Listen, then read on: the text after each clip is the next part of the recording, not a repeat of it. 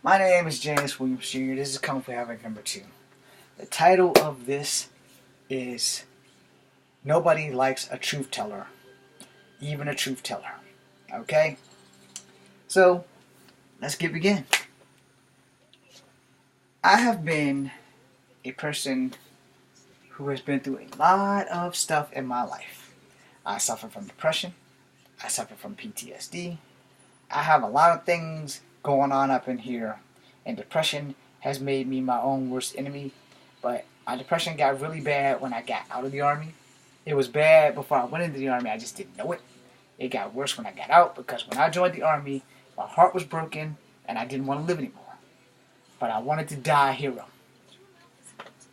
Because the real heroes, they rock these and they don't come home. Or if they do come home, they come home changed forever. And I wanted to be one of them. But I won't plan on coming home. That's the hardcore truth. My fiance broke my heart with the following words. Relationships are overrated and you can't come see me anymore. And if she's watching, do not get the cops and get me for this video, because the title of this video is Nobody Likes a Truth Teller, Even a Truth Teller. I never wanted to break up with her. I never wanted to lose her. I needed her in my life because she saved my life when I was going to Canada to commit suicide. Had I not met her, there would be no Kung Fu Havoc number 2. I wouldn't be standing here right now. I'd be dead. The flip side of that is if I had known she was going to destroy me, I would have went on and went with my plan. So when my heart got broken, I literally picked right back up where I left off. Emotionally destroyed and ready to die. So I took the ASVAB test. Failed it. Took it again. Passed it. Took it 3 more times at Fort Lee. Passed it. Took it 1 more time at Fort Lee. Passed it. Sworn in. Took the oath of service. Jumped on down to Fort Benning. And I went to Fort Benning with one goal in mind. Graduation. Get in. Become a nasty girl. And the first mission that they volunteer for, I'm going. And I ain't coming back. I don't give a fuck how I go. I won't coming back. If I was coming back, I was coming back in a body bag. You understand me? Because my family put me through so much bullshit and so much hell, and no one wants to own any of it. So I have some problems. And having the one person that I wanted to be with for the rest of my life go, psh, basically, fuck you. You can't come see me no more. Relationships are overrated. And I never did anything. I didn't do anything wrong. I couldn't figure out why this was happening. And she wasn't woman enough to tell me. She was woman enough to take my ass to court though. But she wasn't woman enough to tell me what I did. Because we had friends. Her friends became my friends. She smacked me twice in public. I never raised my hand at her. I never raised my voice at her. I was trying to be the perfect man. The fairy tale man. Happy life with a happy wife. And I was well on my way to making that happen. I didn't have much money. But I got rings. I put what I had into them. Because I was deadly serious. That ship sailed. And it sunk. And it destroyed me for women. I got catfished from a bulk of my father's inheritance because I thought that I could be loved. I thought that I could love again. And that person took me for damn near everything I had. What she didn't take me for, I gave to family. So, no one likes a truth teller. No one. Not even the truth teller. And truth is a matter of perspective and point of view. I knew I never raised my hand to the girl. I never so much as raised my voice to her. She has humiliated me on multiple occasions. She has smacked me twice. She has done things to me that don't need to be said. Like hitting me with her car by accident. It was definitely an accident because she was reading the paper while I was getting her a soda. And she hit me with the car. Didn't hurt, but she really didn't realize she hit me with the car. All is forgiven. I hope that she is happy. That's my truth. And here's the problem. I have not told my mother or anybody out here a fucking lie out my mouth since I was 12 years old. I will give you 99.9. I will not give you the whole 1,000 unless I know that your heart and your brain can take it.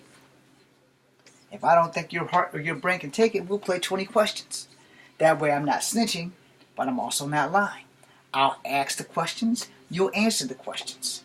Or you'll ask the questions and I'll answer the questions. But we will play 20 questions. My boy A-Dog and my boy R-Dog, they both know, and even my boy B-Dog, they all know I ain't got time to tell lies. However, I had a final solution before all the bullshit ever happened in my life. Forget. Trained myself to forget so that I could not lie. That way, it's not a lie. Because if I don't remember it, I can't say that it happened. I can't say it didn't happen. Which is why people don't like me. Because you're supposed to forget the bad shit in life. Sadly, I work on the opposite principle. When things are bad for me, I never forget it. I have a problem of letting it go. I have a short man complex. I have a rage complex. The hardest part of being James Williams Jr. is the fact that I am a martial artist and I live to fight. I would love to beat the living fuck out of people. It's just illegal. And now that I am a veteran of the United States military, it's damn sure illegal. I can't fill out a job without telling people that I'm a veteran because I don't want to get sued by the United States military for fraud. I didn't get deployed, which is why I'm still here. My hip got fucked up at Fort Benning, Georgia, but I didn't know how bad it was because we thought it was our knees. And as a soldier, the first thing I learned when I got off that bus is yours is not the question why, yours is to do or die. Who? I didn't get to complete what I wanted to do with my life because of my family. Then a woman destroyed my life. But many a women have destroyed my life before she came and totally destroyed it. So I decided that I'm not going to die in Charlottesville associated with druggies. I'm not going to die another black man who they're going to not even know about me but say, oh, he was just another nigger. Or in my case, he was a half-breed nigger that did nothing with his life. He tried, he failed, and he failed, and he failed, and he failed. All that's true. I have tried and I have failed. I have failed exponentially at this acting thing that I'm doing my damnedest to do. But I've also never been given the opportunity to shine. Ever. Acting places have come through and passed through. And the first thing they tell me is, you're not a bad looking man, Mr. Williams, but you're not what we're looking for. Because they don't know what the hell my color is. They don't know if I'm black or if I'm Cherokee. They don't give a damn. Some things are meant to be, some things are not. I don't believe in a no-win scenario, though. Which is why I joined the Army. So that I could die. Because I know as a soldier, there's two things that's possible. Two. I'm going to lose my life, dying for a country that don't give a fuck about me. Or I'm going to lose a limb, and no one's going to give a fuck about me. Those two things are apparent. Because as much as I'm doing now, I still can't get the Army to pay attention.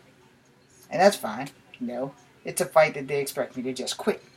But we have all these associations popping up and I'm fixing to join some. Because when they tell you you're not participating and you keep leaving phone messages for 2 and 3 weeks at a time and no one returns them, and then you call them monthly because you called them for weeks and it ain't happening, and you call them monthly and it ain't happening, you know, what do? You do nothing. Because there's nothing you can do. No, it's just that simple.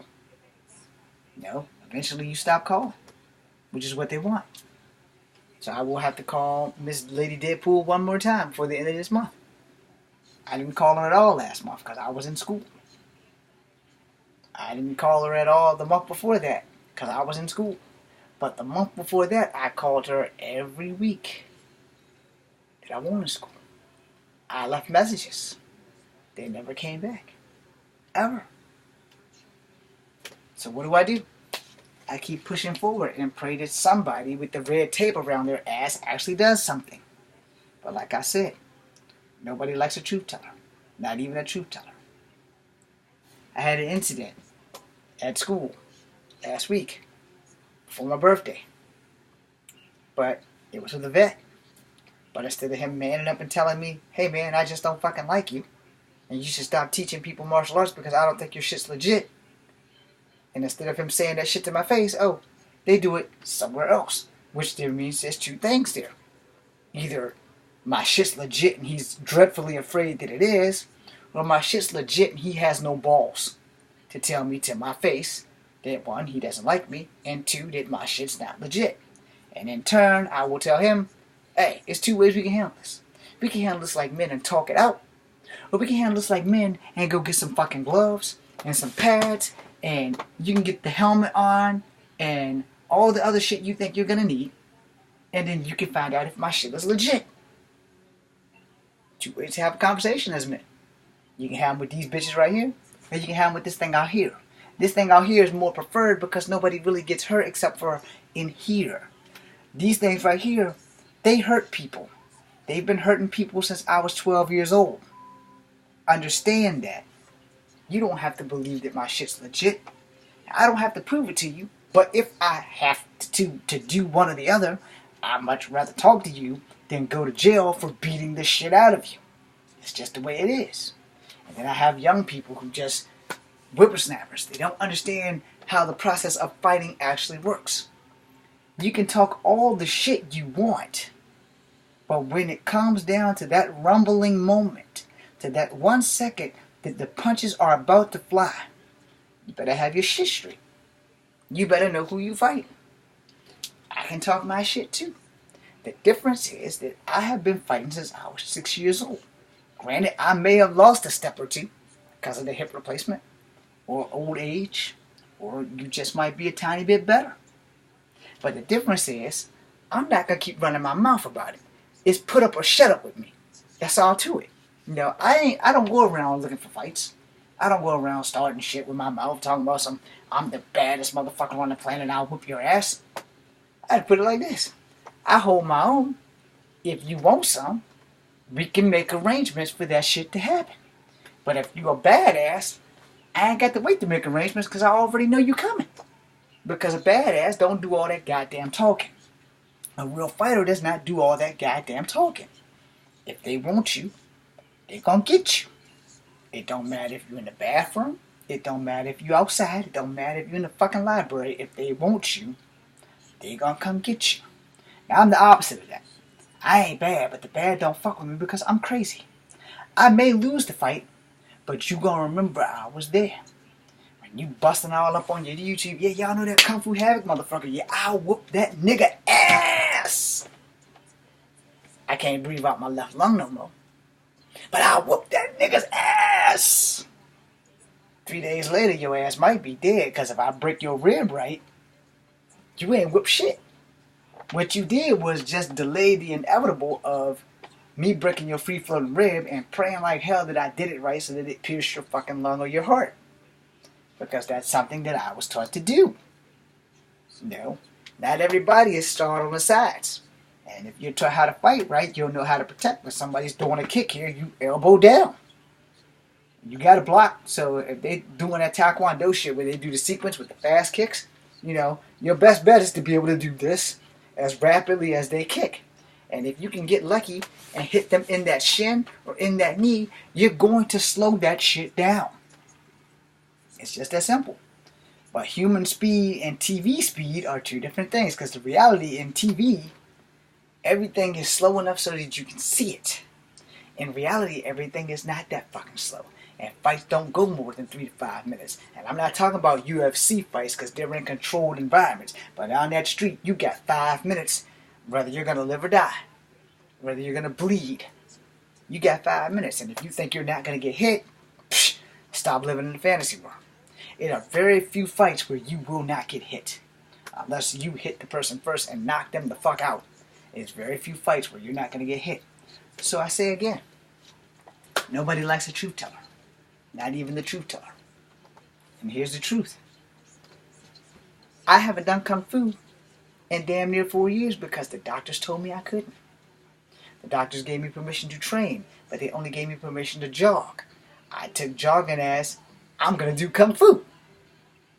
Now, I can't do the wushu stuff anymore. So there's no Shaolin laybacks, or as they call the Cracker Barrel, or whatever the hell they call it. There's no kick-ups anymore, or as you new people call it, the kip-up. I can't do any of that because they told me I'm not allowed to do things that are going to damage my hip. So my Shaolin layback and my wushu landing on this leg with the tornado kick, and I've never done the wushu landing where you land spread eagle because I actually have nuts. You know, I'm not allowed to do any of that. So I gotta stick to basics. Front punch, front knee, front kick, front elbow. You know, I gotta keep the shit simple. So if I get to fighting, I gotta keep that shit simple. I gotta use exactly what's gonna work, when it's gonna work, how it's gonna work, and I gotta end that fucking fight as fast as I can because I'm crippled. We don't know how much time, excuse me, I have left on this hip. I have not been checked out. I haven't been in a lot of pain. If anything, I'm in more pain with my other hip than I am with this hip. So now that I just gave everybody my weakness, if you think you're gonna come and try to throw me an ass whooping, be forewarned, I'm going to kill you the second that you try to kick me in my goddamn hip. And while you're swinging your leg at my hip, I'm going to break your fucking leg myself by hitting you in this knee with whatever you throw at me. If I can hit you and catch you at the heel of your foot and the base of your knee, I'm going to snap it. And then I'm going to sweep your foot. And I'm going to take this elbow and drive it right down into your testicles, and then I'm going to punch you in the throat. And I intend on doing that within the first 3 minutes of the fight. Because I have to. Not because I want to, not because it sounds cool or looks cool. No, because I'm going to have to do that to stop you from hurting me. It's just that simple. Is it going to work? Yes, it will, because it's basics. It ain't that fancy shit you see in the movies. It ain't that shit that all the people on these martial art videos on YouTube are telling you how to do this and how to do that. No, I'm going to tell you what you can use and what's practical and what's simple and what's going to work. Because at the heart of Jeet Kune Do, which I have never taken, but at the heart of Jeet Kune Do, I got the book down there. Bruce Lee said the simple way to do anything is to simply simplify. So if you're throwing a kick and I break and I sweep your foot, I've pretty much won the fight. If not won, I've enabled one of your weapons so that you can't use it against me. Because a man who can't stand can still fuck you up, but a man who can't breathe can't hurt you. I'm going to end this video on a peaceful note. The truth hurts. Let's get that out the way first. The truth hurts on every level, even the minutest of levels, the infinitesimal of levels. The truth hurts. How you rise from that hurt is what builds you up and makes you who you are. I joined the army to die because my heart was broken, because my family didn't give a damn. And let me tell you this, it was the best decision I ever made in my fucking life. Because though I had good friends and family in Bravo that I still acknowledge to this day, even if they don't acknowledge me, and I had at least one drill sergeant that was a dick and didn't like me, when I got to Delta, I found a brand new family. So yeah, you can say technically that I was a member of Delta Force. 2nd Platoon, Old Dick.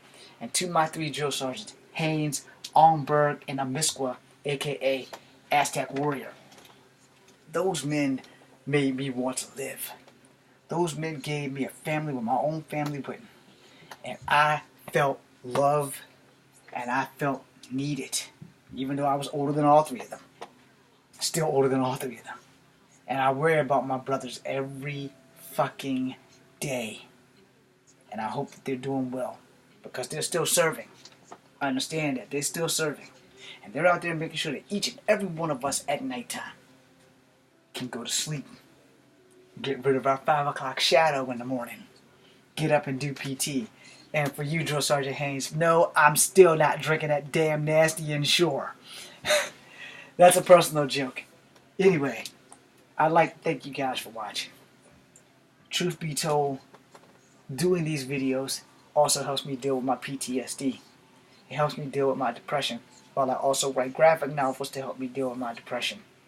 Because if I stop for 1 second, if I don't keep my mind focused on things, the bad thoughts fly in all the time.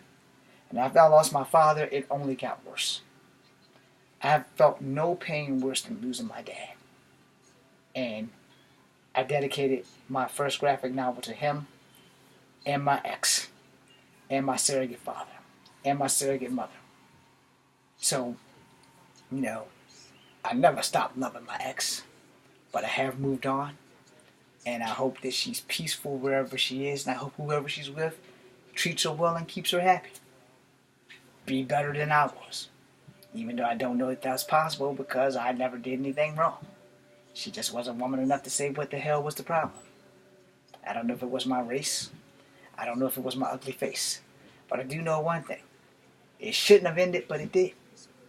Life don't always work out the way we want. But the truth of the matter is, I'm never gonna know because she made it illegal for me to talk to her. But she also wasn't honest. And had she been honest from the jump, I wouldn't be making this video because I'll be honest. If I had never met her, I wouldn't be here. And so I owe her that much because she did save my life. So in closing, I'm happy that she saved my life. I'm not happy how it ended because it didn't end amicably. It ended with me being destroyed and me deciding to go and kill myself by joining the greatest thing that I ever done. Something bigger than myself. I joined the United States Army to die a hero. Sadly, the good Lord had other plans, and now I'm a cripple, not a hero. But my fight's not over. There's still room for a female, if I allow it. But I'm never going to really truly trust women again until I find one that I know has been through some shit that I've been through and has a problem with men that she can't trust. And then maybe together we can forge something. No, but I'm not getting no hopes up on that. Right now, I just want to take one day at a time and see what the hell the good Lord has for me tomorrow. I'm James Williams Jesus, Company number 2. Be seeing you.